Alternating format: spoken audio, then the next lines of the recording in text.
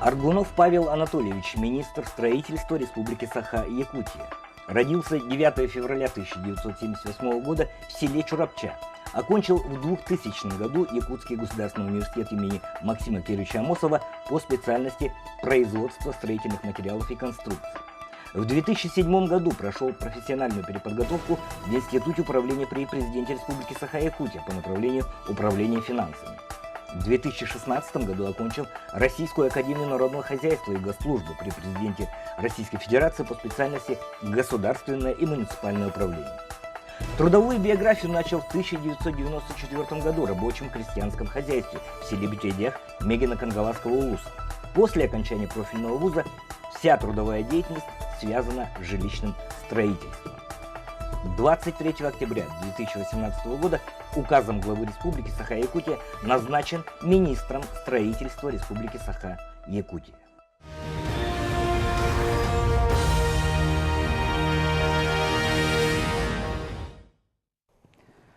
Добрый вечер, дорогие телезрители и подписчики телеканала, аккаунта правительства Лайф. У нас пятница, 18:15, и очередной гость нашей программы у нас сегодня в студии. Напоминаем, что правительство Лайф — это площадка, где руководители государственных органов власти выступают в роли спикеров с ответами на самые актуальные, самые злободневные прямые вопросы наших подписчиков и телезрителей. Сегодня у нас в гостях министр строительства Республики Павел Анатольевич Аргунов. Здравствуйте, Павел Анатольевич. Добрый вечер. Да, ну, знаменательное такое событие, двое Аргуновых в студии, можно даже, хотя тут третий не поместится. Но я в силу своих профессиональных, скажем так, интересов очень часто сталкиваюсь с Павлом Анатольевичем по части государственной программы по расселению ветхого жилья, которая является одним из индикаторов эффективности региональных властей. Давайте мы начнем с этого. Вот программа по расселению, вот говорят, у нас СМИ пишут, что выделяются беспрецедентные средства именно на эту программу в ближайшее время. Давайте вот особенности предстоящей программы и чем она будет отличаться от той части, которая уже прошла. Да, действительно выделяется значительный объем финансовых средств из федерального бюджета. У нас по республике по состоянию на 1 января 2017 года признано непригодным для проживания 1 146 000 квадратных метров аварийного жилья, где проживает более 60 000 человек. Если в процентном соотношении взять, то это, в принципе, где-то порядка 11% от всего аварийного жилья по Российской Федерации. И в соответствии с утвержденным паспортом национального проекта «Жилье и городская среда», по данному направлению для нашей республики выделено порядка 60 миллиардов рублей до 1 сентября 2025 года. И в течение этого периода мы должны ликвидировать весь этот аварийный жилой фонд, признанный непригодным для проживания. Но нам для того, чтобы его полностью ликвидировать, по нашим расчетам требуется порядка 93 миллиардов рублей. То есть этих 60 миллиардов рублей нам недостаточно. И в связи с этим на сегодняшний день проведена определенная работа. И уже данный лимит увеличен до 66 миллиардов рублей, предварительно увеличен. И на этот лимит мы разработали уже адресную программу. Данная адресная программа находится на согласовании, в том числе и в фонде содействия реформирования ЖКХ. На этой неделе мы направили в фонд уже в бумажном виде, до этого отправляли в электронном виде. Сотрудники находятся в фонде для того, чтобы защитить данную программу нашу и получить финансовые средства. Хотелось бы сообщить еще, что стоимость для распределения этих средств по субъектам используется стоимость 1 квадратного метра. Который повысили, да? На первый квартал текущего года. По сравнению с прошлыми годами, конечно, повысили. В прошлые годы стоимость квадратного метра по данному направлению у нас доходила максимум до 39 тысяч рублей, хотя за эту стоимость невозможно строить в наших условиях. И мы это смогли доказать, увеличили на сегодняшний день на первый квартал до 58 420 рублей, а на второй квартал уже Минстрой России сейчас должен утвердить приказ, который находится уже тоже в проекте, с увеличением до 70 300 рублей. Угу. Ну, уже достижение. Вот поступают уже вопросы. Мы вернемся еще к программе переселения, обязательно будут вопросы. Конкретика уже пошла. Почему затягивается ввод дома по автостраде, по Портовской автостраде 50 лет? Да, это дом «Строймонтаж 2002». «Строймонтаж 2002». Что вообще с ними происходит? «Строймонтаж 2002» находится в глубоком финансовом кризисе. Это необходимо. Сейчас уже всем уже понятно, что ситуация выходит уже из-под контроля. У него не только этот проблемный дом, еще есть дом 197-квартирный в городе Мирном. Также он строит жилой дом по Кальвице. Для того, чтобы выйти как-то из данной ситуации, нами с прошлого года проводится определенная работа, но данной работе мешал тот факт, что в прошлом году, в октябре, его включили в реестр недобросовестных поставщиков. И это мешает ему дальше участвовать в торгах, в аукционах. Есть у него жилые помещения на улице Воинской, практически в завершенном доме, который можно было бы приобрести по разным программам, и он бы мог бы участвовать в разных аукционах. Но в связи с тем, что его включили в реестр недобросовестных поставщиков, он не смог участвовать, и кроме того у него еще были долги по кредитам, по налогам и сборам. На сегодняшний день вопрос по реестру недобросовестных поставщиков у него снят. Он сейчас погашает долги по налогам и сборам и намерен принять участие в проводимых аукционах по приобретению жилых помещений. В этом случае он сможет выйти из кризиса и завершить эти проблемные объекты. Что касается именно этого дома, то срок завершения по этому дому, такой более-менее реальный срок, по нашему мнению, это май месяц текущего года. Май, возможно, даже июнь месяц, потому что практически все работы завершены, и осталась только система домоудаления и пожаротушения. По нему не хватало оборудования, он оборудование на сегодняшний день заказал и оплатил, оборудование едет. Кроме того, остались вопросы по благоустройству территории, и когда эти вопросы он выполнит, то в принципе можно будет ввести объект в эксплуатацию. Все мы были свидетелями, что с муниципалитетом были какие-то вопросы. Один из наших подписчиков задает вопрос: сколько квартир в Якутске необходимо расселить? Откуда мэрия взяла несуществующие дома? Город Якутск, он по нашей республике не показательный. Самый большой объем аварийного жилья у нас находится в Алданском районе.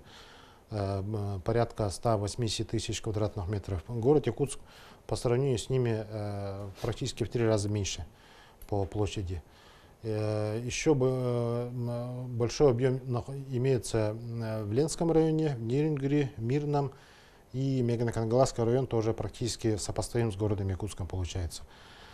Несуществующие дома, то, что на Якутуру очень так обсуждалось активно, это дома, признанные непригодными для проживания, установленные в порядке, по-моему, в 2015 году они были признаны, это 2 дома, но они после признания сгорели. Так как сгорели, людей мэрия расселила, не расселила, а просто люди разъехались кто куда, по родственникам, кого мэрия смогла расселить в маневренный жилой фонд. И, соответственно, этих людей все равно необходимо расселить, предоставить им жилые помещения. И поэтому вопрос никак не снимается. Сгоревший дом под бульдозер снесли, естественно, но права людей все-таки имеются, и мы их должны расселить. И для этого необходимо данные дома включить в адресную программу, для того, чтобы получить финансовые средства на строительство для этих граждан квартир. Мгм. Вот опять конкретика пошла. Сергеляцкая 12, 16-квартирный дом. Так, ну, Сергеляхская 12, как я помню, к сожалению, пока не включен в программу, так как он не был признан до 1 января 2017 года непригодным для проживания, и поэтому он будет расселен и снесен по итогам реализации данной программы. После этого, ну, то есть данная программа у нас действует до 1 сентября 2025 года. И после этого приступим к реализации следующей программы. И вот в следующей программе будет принимать участие, я думаю. Надеюсь. Такой же вопрос по Свердлова 13. Так, ну, по всем адресам Я не тоже смогу что, ответить. и в адрес модераторов нашего канала, понятное дело, что не я один не справляюсь с таким потоком обращений, да, нашим модераторам. Поменьше конкретики, реально, человек, как вы помните все адреса, которых огромное количество. Давайте перейдем к следующему вопросу. Как раз мы отметили, вот как раз на примере «Строймонтаж 2002», да, летом меняются правила долевого участия. Да. Ну, очень надеемся, что никто больше не попадет в категорию обманутые дольщики. Да? Но что делать, вот, если человек уже попал, если вот уже есть определенное количество людей, которые являются, по сути, обманутыми дольщиками? Вот каковы их действия? Ну, самое главное, если застройщик уже не строит объект, тем более если объект находится в таком состоянии, что его практически невозможно достроить, то есть он находится на нуле, на уровне сваи, либо часть только коробки построена, то фактически надеяться на то, что дом достроится силами застройщика. Если застройщик находится на грани банкротства, уже не стоит на это надеяться. И единственный выход в этой ситуации — это добиваться банкротства застройщика. Потому что в результате банкротства у дольщиков появляется шанс получить страховые выплаты, во-первых. Страховая компания будет оплачивать страховые выплаты только если застройщик будет объявлен банкротом. Либо на государственную поддержку. В этом случае тоже необходимо банкротство застройщика, потому что государство не может и не имеет права оказать помощь нерадивому застройщику. Он может помочь только дольщикам. Для этого необходимо, чтобы застройщик был обанкрочен. Следующий вопрос нашего подписчика. Существует ли вообще госпрограмма по молодым семьям? Кто может на нее рассчитывать? Такая программа существует, действует еще с 2002 года, уже который год, ну, уже получается 17 лет действует данная программа. По данной программе могут принять участие граждане, то есть семьи, либо семья, либо неполная семья, состоящая из одного родителя и ребенка. Возраст родителей, супругов, которых не превышает 35 лет. Помощь оказывается в виде социальных выплат на строительство либо приобретение жилья на вторичном рынке. Сейчас, после 1 июля текущего года, по эскроу счетам уже можно будет приобретать и на первичном рынке по данной программе. При этом расчет социальной выплаты исходит из расчета 35% от расчетной стоимости жилья, если семья не имеет детей, и 40%, если семья имеет ребенка. Понятно, ну, молодые, да, но они хоть работают, а вот что делать, следующий вопрос нашего подписчика, что делать с социально незащищенными группами, сиротами, инвалидами, ветеранами? Там как дела обстоят? По инвалидам и семьям, имеющим детей инвалидов, вставших на учет в органах местного самоуправления до 1 января 2005 года действует у нас отдельная программа, предоставляются социальные выплаты по данной категории граждан. Примерная сумма по нашей республике составляет 1 800 000 рублей. И ну, тут есть ограничения, как я уже сказал, это те, кто встали на учет до 1 января 2005 года. Возможно, данное ограничение потом снимется, но пока это ограничение действует. Что касается детей-сирот, то детям-сиротам предоставляется специализированный жилищный фонд. То есть этот жилой фонд, он не имеет права приватизировать в течение 5 лет. Соцнайм, да? Ну, найм специализированного жилищного фонда называется. И по нашей республике мы ежегодно обеспечиваем таким жильем порядка от 500 до 600 детей-сирот. В этом году у нас предусмотрено 1 миллиард 306 миллионов рублей. И за счет данных средств мы обеспечим порядка 800 сирот. Угу. Павел Анатольевич, давайте встряхнемся, а то какие-то тяжеловесные очень вопросы пошли. Понятно, что дело чужих денег касается, чужих квадратных метров и так далее. Да, блиц-опрос перейдем. С чего начинается день? С кофе, с планшета или с зарядки? С планшета, конечно. Поняли, да? Что любите делать дома по хозяйству? Ну, Не, я понятно делаю, что никто ничего не любит делать. Ну, небольшие хозяйственные такие дела. Гвоздь забить это легко, да? Да, ну, типа такого. Строитель. Чем гордитесь больше всего? Так, ну, горжусь своей семьей, достижениями моих детей горжусь. Горжусь, ну, сильно таких больших, того, что я бы гордился, честно сказать, больше нету.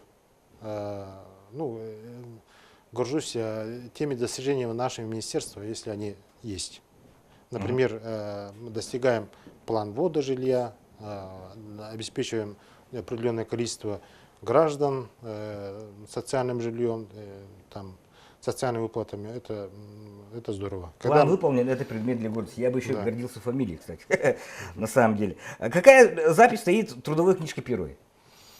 В трудовой книжке у меня стоит запись работника крестьянского хозяйства Болгулджо, по-моему, 94-й год, по-моему, был. Это на конгласском, да? Да. Ага. Хобби какое? Ну, хобби, как такого, на хобби у меня времени практически нету. Люблю, ну, заниматься физическими упражнениями, хотя я так выгляжу, как будто бы спортом и сильно не занимаюсь. Ну, у меня конституция такая, что если бы не занимался, я бы вообще тут не поместился бы, наверное. А так пытаюсь удержать свой вес в свои рамки.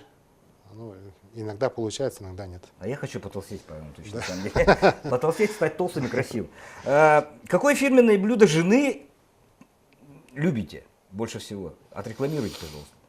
Так, ну, моя жена второе очень хорошо, ну, вкусно готовит, ну, любое второе блюдо, да. Кашу рисовую очень хорошо готовит. Вот, ну, в принципе, все умеет готовить. И все, что она готовит... Все, что бы не готовила, приготовила жена. Правильно, абсолютно правильно позиция. Кроме того, каша отлично на усвояемость пищи влияет. Ну и последний вопрос. Такой заготовленный он, конечно. Но страдали ли вы от невзаимной любви в школьном возрасте? Ну, а кто не страдал-то? Все страдали. Все, на этом достаточно, и обратно переходим к тяжеловесным вопросам. Спасибо, Павел Анатольевич, что на наши несерьезные вопросы ответили. И перейду к... Ой, сколько тут их вообще. По Семиру? Что все-таки с Семиром-то? Вот Так, вы упомянули, что страховой случай наступит, но пишут, что, судя по Семиру, не наступил. Да, по Семиру ситуация очень сложная. Там страховая компания «Респект», и она любыми путями пытается уйти от ответственности. Есть решение даже не нашего суда республики, а Тихорецкого суда Краснодарского края, по которому основной договор страхования застройщиком, он был расторгнут в свое время. И на сегодняшний день конкурсный управляющий пытается это решение оспорить, то есть отменить. Надеемся, что это произойдет 8 апреля текущего года. И тогда у дольщика появится реальная возможность в судебном порядке высудить страховые выплаты. Не все потеряно, да? Пока еще нет. Ага. Мы снимали на 203-м микрорайоне, да, вот вопросы пошли тоже по 202-му, 203-му. Вот очень напугали с 19-м корпусом на 202-м. Неужели там все дома такие, спрашивают наши подписчики? Ну, не все дома такие, конечно. 19-й корпус, он такой дом, который стоит, именно попался в такие грунты сложные. Недалеко есть овраг, куда вот, грунт потихонечку все равно будет двигаться, наверное. И по данному дому приняты меры по усилению фундамента. Есть проект, по которому фундамент будет усиливаться. Поэтому думаю, ничего такого, ничего пока еще не потеряно. И после усиления этот дом еще простоит. Энное количество лет. Да, что касается 203-го микрорайона, я бы хотел отметить, что ну, особенно в соцсетях утверждают, что фундамент выбран неправильно по 203-му микрорайону. Надо было сваи, сделали подземные гаражи, дома упадут, типа такого есть обсуждения. Они под собой не имеют никаких оснований, я думаю, потому что именно по 203-м микрорайонам залегание весномерзлых грунтов, оно находится очень глубоко, 17 метров. И, плюс еще толщина подушки, да? Ну да, и, соответственно, тепловой эффект практически до вот этих весномерзлых грунтов вперед, жизненный период дома он не дойдет. Раз уж коснулись 203-го, когда там наконец будет построен детский сад и школа?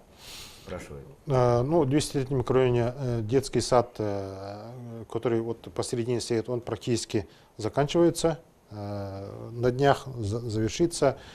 Кроме того, мы там строим около библиотеки еще один детский сад на 240 мест, который в этом году ведется в эксплуатацию. Кроме того, пристроенные тоже ясли-садики будут в этом микрорайоне. То есть по обеспечению детскими и ясли-садиками этот квартал будет одним из самых насыщенных кварталов. Что касается школы, то в этом году мы проектируем и начнем строительство школы на 360 мест, вот, в середине в круге. И данный объект мы должны ввести в конце следующего года в эксплуатацию.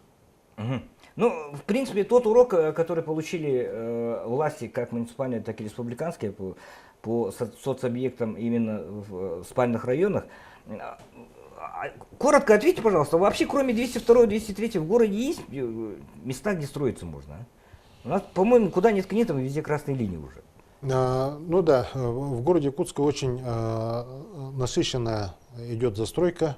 Сейчас по итогам реализации программы переселения из аварийного жилья будут высвобождаться территории, которые мы будем использовать под строительство социальных объектов, под строительство жилья. И вот сейчас должны внести изменения в законодательство, в соответствии с которым именно высвобождаемые земельные участки можно использовать только именно вот под эти направления. То есть под строительство социальных объектов, либо под строительство жилья для программы переселения. Следующий вопрос нашего подписчика. Какие программы есть для уезжающих с крайнего севера? Кто-то уже чемоданы собрал? Есть и давно действует программа по выезду граждан из районов крайнего севера. К сожалению, ну и может быть, ну, к сожалению, данная программа финансируется очень скудно. Это полномочия федерального бюджета. И из федерального бюджета выделяется относительно мало средств. Ежегодно выезжает порядка где-то 80-100 семей по этой программе. В этом году выедет порядка 150 семей. Финансирование в этом году 296 миллионов рублей до нас доведено. Сейчас мы активно Сертификаты сейчас раздаем, жилищные. И у граждан есть определенный период, в рамках которого они эти сертификаты должны реализовать. Возвращаясь к уже прозвучавшему ответу, на самом деле, можно, в принципе, потом промотать было в Инстаграме. Ну ладно, буквально полсекунды. Сколько молодых семей получили выплаты по программе в прошлом году? Ежегодно где-то порядка 400-500 молодых семей мы обеспечиваем жильем по данной программе. У нас пик был в 2017 году, когда мы обеспечили 946 молодых семей по данной программе. 900 с лишним, почти 1000 семей. Почти 1000, да. Ага. По аэропорту Нюрба вопрос есть. Когда начнется реконструкция? Но насчет аэропортов я не знаю. Это полномочия не нашего министерства, это полномочия Минтранса. И даже не полномочия нашего Минтранса, а полномочия российских структур, потому что аэропорты эти находятся в федеральной собственности. Ну, почти такого же плана, но все-таки прозвучал вопрос. Онкоцентр и кардиоцентр, почему так затягиваются эти объекты? Онкоцентр, как раз мы позавчера объявили аукцион по началу строительства, продолжению строительства онкоцентра второй очереди. В прошлом году мы ввели первую очередь реконструкцию радиологии. Это очень большой объект и очень сложный в техническом плане у нас получился. Сейчас работает. И вторая очередь, вот как я уже сказал, мы аукцион объявили на сумму где-то 500 миллионов рублей, а так общая сумма там порядка 6 миллиардов рублей. Ждем поступления федеральных финансовых средств, и вот после поступления мы еще объявим дополнительные аукционы по строительству онкоцентра. Что касается кардиологии, то сегодня, сейчас, утром площадку строительства кардиологического центра осматривал заместитель председателя правительства Российской Федерации Трутнев Юрий Петрович, и лимит финансирования по данному объекту уже утвержден, и мы ждем на днях доведения этих средств в сумме 4 миллиарда 600 миллионов рублей для того, чтобы объявить аукцион уже о начале строительства. Кардиологию мы должны вести уже к концу 2021 года. И напоследок вопрос. Мы говорили о программе ветхого жилья до 2025 года, а вот конкретно по 2019 году программа когда заработает? Программа уже работает, то есть мы ведем активно подготовительные работы, то есть сейчас мы разработали адресную программу, защищаем его. По нашим прогнозам мы его защитим уже к началу апреля, и к середине апреля получим финансовые средства для того, чтобы уже начать реализацию программы. И буквально 30 секунд, у нас минута остается. Когда построят новое здание гимназии в Сунтарах?